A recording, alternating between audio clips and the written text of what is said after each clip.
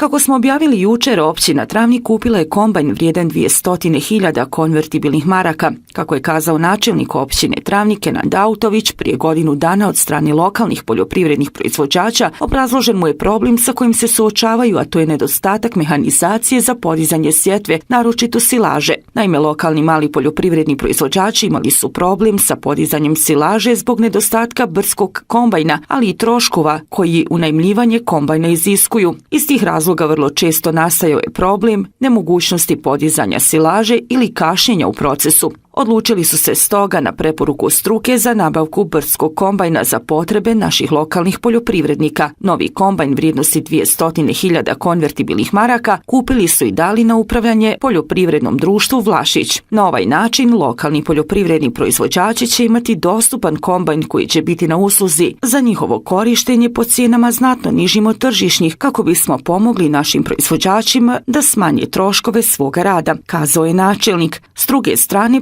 prihodom koji će na ovaj način ostvarivati pomažemo i radu poljoprivrednog društva Vlašić kako bi kompanija nastavila sa oporavkom i pozitivnim radom.